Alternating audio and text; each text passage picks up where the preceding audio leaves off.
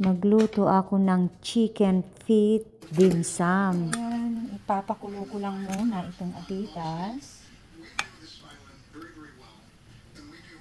bago ko iprito.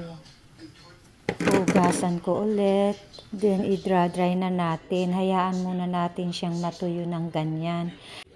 Ipainit na natin yung mantika. Pag mainit na, saka natin ilalagay yung paa ng manok para hindi siya dumikit sa kawali.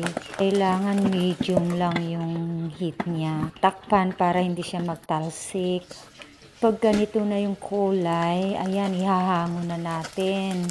And then, ilalagay na natin sa tubig na meron ice para yun yung nagpapaalsa, nagiging malaman na siya pagka ganun. Ayan, ilalagay na natin sa tubig na meron ice. Kailangan marami siyang ice. Ibababad natin. Ang nakababad, ayan, magigisa na tayo ng pinaka-ingredients niya. Ayan, pinainit ko muna yung mantika bago ilagay yung bawang. Ilalagay na rin natin itong ginger. Maraming ginger ang ninagay ko kasi yan yung nagpapasarap doon sa chicken feet. And then halu-haluin ko para hindi masunog yung bawang. Then ilalagay na natin yung spring onion. Sugar. Then haluin ulit.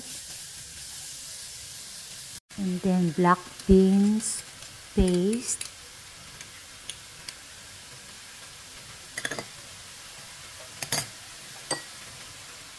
Then chili paste.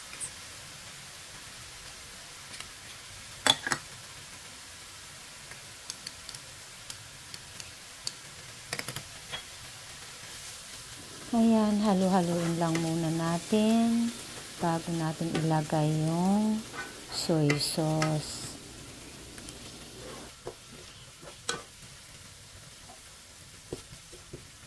Lagay na natin itong soy sauce.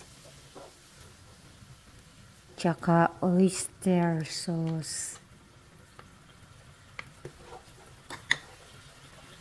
Lagay ko na rin itong cooking wine. Ayan. Halu-haluin. Then, ilalagay na natin yung paa ng manok. Ayan na siya. After na nababad sa ice water, nagiging umalsa na yung chicken feet. Kaya na natin ito ng 4 cups of water and then takpan hanggang sa lumambot. For the meantime, halu-haluin para at least mahalo yung nasa ilalim at hindi didikit sa kawali.